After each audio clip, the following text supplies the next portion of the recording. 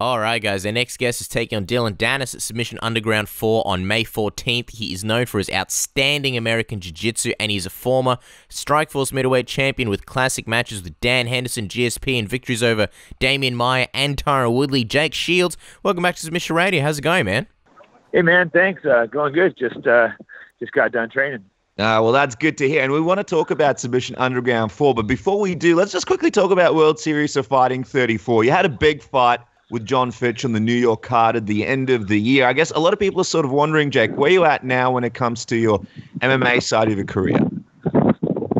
Yeah, I don't know. I'm taking it one fight at a time. That was a fight that I just didn't. It didn't feel that great. I think Fitch performed pretty good. I felt flipping off. It was a frustrating fight, but I'm making changes right now. I'm out in New York. I'm working a lot of wrestling out here, jiu-jitsu, some new boxing, making some changes. I'm gonna take it from here.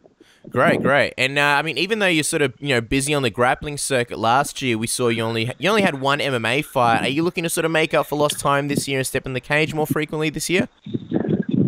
Yeah, I think I'm supposed to fight June or July. I'm just waiting for World Series to figure out exactly when and who.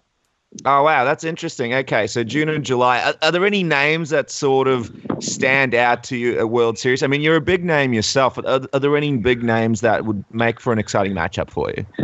Yeah, there's some good guys, but it's tough finding someone, someone's going to excite me to fight there. They're definitely talented guys, but it does get a little bit tricky. And now, sort of, what is the goal in World Series of Fighting at the moment? Are you looking to go all the way back, get back into the title picture, maybe have a rematch with John Fitch at some point? Yeah, I always want to be the champion of the show. I think I'm definitely capable of it. I lost that fight. It's a close fight. I just, like I said, I felt like I did a lot of things wrong, and I realized what I need to work on, so I'm out here trying to fix the holes in my game. I guess a lot of people are sort of wondering what your situation with World Series of Fighting is like. Do you have many fights left with them? Are you happy to stick around with them for sort of the foreseeable future? They've always treated me good. They're good shows. They're treating me good, really happy. The only thing is, it's hard for a lot of guys my weight to fight. That's my only downside. But overall, it's a great promotion. They pay well and treat me well. And a lot of movements around the MMA world in other promotion. I'm just wondering, with everything that's going on in, say, Bellator and even the UFC, would you at any point sort of be interested in making a move once your contract allows you to? Yeah, like I said, I take one fight at a time. I'm not trying to ditch out on World Series, but Bellator and UFC are obviously both great shows, and they do have more people I could fight. But like I said, I just, I'm being treated well and just, take it one fight at a time. I guess the big story here, Jake, is, and the reason why people kind of want to see you back in the UFC eventually is, of course, you've beaten the current champion in Tyron Woodley and the other dominating force in Damian Maia. I mean, what do you think about division currently and Woodley as the champion? Yeah, no, exactly. That's a lot of interest, having beat the champ, and Maia probably being the number one contender. So those are guys I beat, and not that long ago. I still feel like I could beat those guys. So it does make it tempting to want to go in there and beat Maia and beat Woodley again. I wonder, how often is that something that you think about, and is it something that you ever think about realistically doing, or is it more just something that's kind of on your mind as maybe sort of one day? Yeah, more like maybe, because like I said, I'm a World Series, have fights with them, so I'm not I'm not dying to trying to get on my contract and jump over. But if it fell into place, I'm a little older, but I don't feel old. I feel back in New York. I'm rejuvenated again. I feel like I'm learning lots of new stuff, and if the situation arises, I'd love to get in there and fight Woodley again, or fight Maia or Masvidal, or one of the top guys, so I can go in there and beat those guys. And of course, the name you're leaving out as well is GSP. He's on his way back, and okay, he's making a bit of a detour down at 185. But seeing as he spent a great time at middleweight, and he's a previous opponent, how do you think he'll do in middleweight against Michael Bisping? That's a really interesting fight. It's Bisping. He's a lot bigger. He's a tough guy. He's well conditioned. It's certainly not an easy fight, especially after the 3-year layoff. But ultimately, I'm going to pick GSP just because he's one of the greatest of all time, and he goes out there and finds a way to win. But it's a fight I'm really excited to watch. And obviously, if you stay away from the UFC, then that's going to be, a challenge that is sort of going to make things easier for everybody there, including GSP. But if he does go back to welterweight, he ruled that weight class years ago. Do you think he'd be able to sort of hold the belt again in this current evolved welterweight division?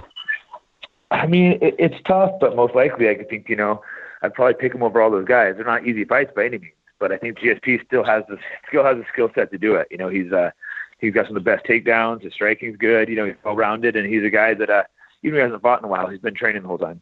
And obviously a huge fight in your career when you took him on. Do you think about that fight often? And Would that be a rematch that you'd really sort of like to happen before you finish out your career in MMA?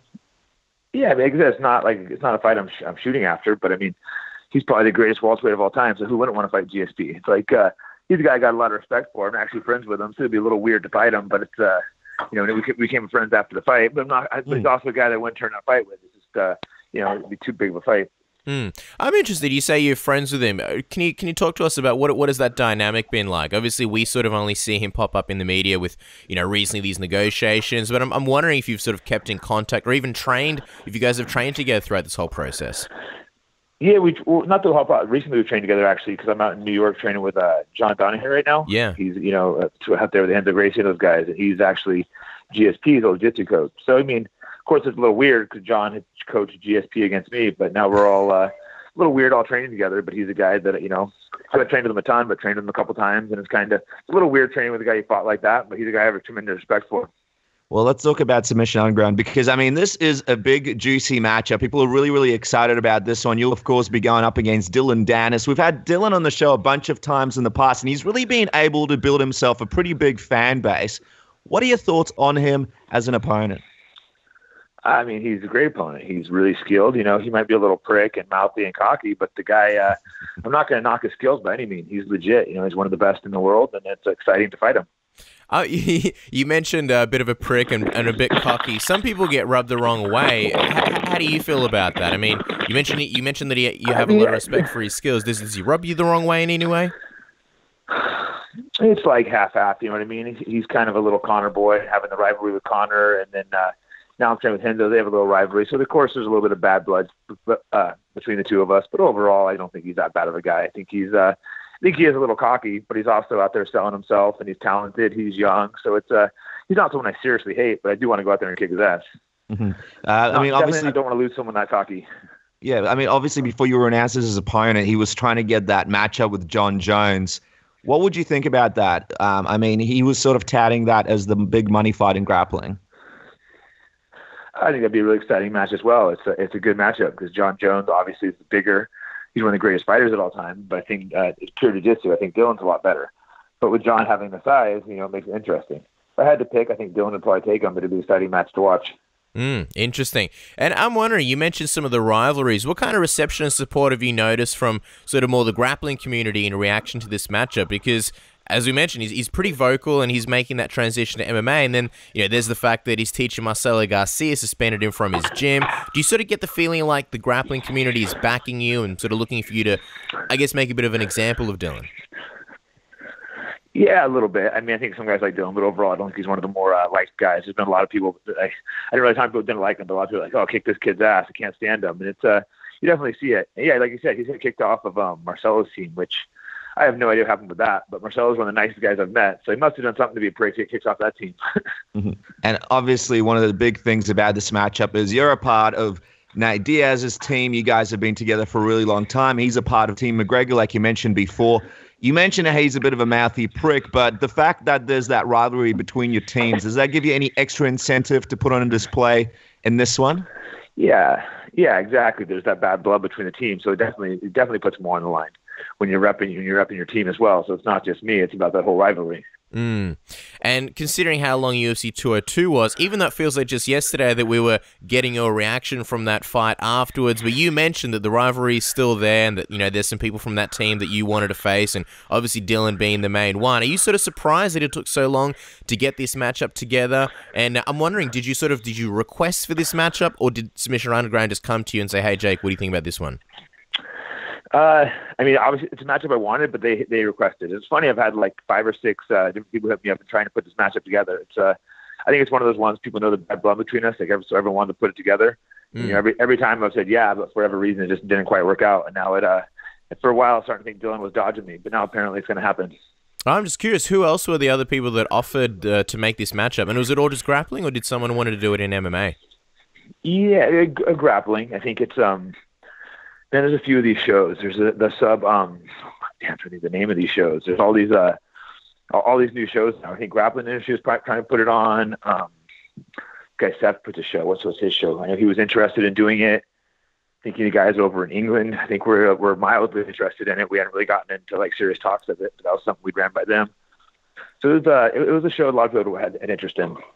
Well, obviously you're close with Nate and Nick. What were their reactions when they heard you'd be going up against Dillon Danis? And are they going to be there for you for the matchup on the day? I mean, they don't like Dillon, so of course I'm going to kick his ass. So it's more just I'll kick the guy's ass. And if they'll be there, I don't know. It's hard to say. You know, they're kind of last minute planners. Portland's not too far from where we're at, so a good chance we'll make it up. What a crazy moment that would be. Dillon put something out the other day on Twitter, basically put a video of you throwing something at the infamous UFC 202 press conference and captioned it, "I've never witnessed so much athleticism in a single man. #Sequoia Shields." What do you think when you see that? And also, what do you think it's going to be like when you're around him at Submission Underground? We know obviously you're a professional, but will you sort of mentally be, I guess, taken back to that moment at that presser that, you know, is really infamous nowadays? Yeah, no. I think Dillon's just he's mad that I doused him with coffee because I threw the cup lightly because Dillon was really close with me and I got my target. So you did actually get him. That. Oh, I got my target. I would have thrown it hard if I was like trying not to get him, but Dillon was just right there, so that's what I was aiming for. I got him and a couple of Connor's guys. Their shirts got coffee all over them. So I'll see if I can find some pictures of him getting hit since he's talking shit. He has coffee all over him. So it's pretty funny. So yeah, I think he was just mad that I got him good with the coffee. I know I saw him talking shit to Nate, and I'm like, oh, fuck this. And I chucked it at him. So, yeah. And then at the presser, it's just, I'm used to fighting with shit talking, so it ain't gonna rile me up. Yeah, and I mean, we'll watch the replay of you throwing that coffee over and over. It's good to know that you hit your target because we were wondering where that coffee was going. We wonder what ended up happening with it. So good to know that it ended up. Yeah, no, it's funny. A lot of people were talking shit on that throws. They don't realize if you throw a full cup of coffee, if you chuck it like a baseball, that's going to fly open and you're not going to get anything. So you got to kind of lob it slowly so you hit your target, which I did perfectly. I love how there's so much technique to this. Like people looking at it like, it's just throwing coffee, but you've really broken it down. It's hilarious. Yeah, I was doing fast sneak and I picked up the cup real quick and I'm like, oh, that right there. If I throw it too hard, it's going to shoot open. So I just kind of like lobbed it. And I see everyone talking shit about my throw. I'm like, you realize that I'm throwing a full cup of coffee. Yeah. I'd like to see them try to throw that like a baseball. It ain't going to work. It's going to bust open right away. Speaking of technique, Jake, I mean, let's talk about this matchup real quick. How do you see this playing out? What do you expect this matchup going like? Well, Dillon is the guy that'll go for it, so I don't expect him to stall, which is nice. So I think we're just going to both go out there and start hunting for submissions right away. There's no point, so I think it's both going straight at it. And hopefully one of us will be submitted. Well, not one of us. Hopefully I'll be able to submit him in the regulation time and not have the overtimes because the overtime's a little weird. You start arm bars and backs. That's a position that, I think that's kind of a little bit shitty. So hopefully we don't go into that. Hopefully we'll get a submission in the regulation time period. I feel like that'd be the sweet path to victory. And would you be interested in potentially having an MMA fight against him somewhere down the line and, sort of keep that rivalry going? Yeah, I mean, I think he obviously needs to have some fights first. But if he goes out there and looks good as a fighter and wins some fights, then of course. Yeah, I mean, and the big thing with Dillon, of course, is he's been signed to Bellator, and a lot of people are sort of critical about that because he hasn't really had any pro fights, not real any real footage of him having any amateur fights. So he's sort of going to the big league straight away. Do you think that's a mistake, sort of jumping over to Bellator without really having any experience? I think he has the name recognition, so as long as they build him, they need to not throw him right away at the Wolves. So as long as they give him a couple easier fights, and then if he looks well, then throw him with tough guys. So it depends on how he does it. All right, Jake. Well, look, as we let you go, we got to let you go because you're obviously running to another training. Let's quickly end on this. What is the official prediction? How do you see yourself beating Dillon on May 14th at Submission Underground 4? I'm gonna say submission regulation time. I don't like to call it submission. There's too many possibilities. See, we were hoping for like flying triangle, maybe some kind of weird. Probably not the flying triangle. That's probably what I won't finish him in. We've eliminated that. There's only a few other thousand submissions to go through. Are there any other submissions that stand out? Do you think it'll be a choke? I believe I saw on your Instagram you said Dillon Danis is looking to get choked. A good chance to choke. I think that's probably the most likely scenario. Well, there you guys. See a good, solid choke at Submission Underground for May 14th at Flow Grappling. And follow Jake on Twitter at Jake Shields AJJ and on Instagram at Jake Shields Jake. Thank you so much for jumping on the show. Yeah. Happy Easter, by the way. Hope you had a great weekend. Yeah, thank you. Can't wait to see what happens at Submission Underground. This is going to be very exciting. Awesome, man. Good talking to you guys.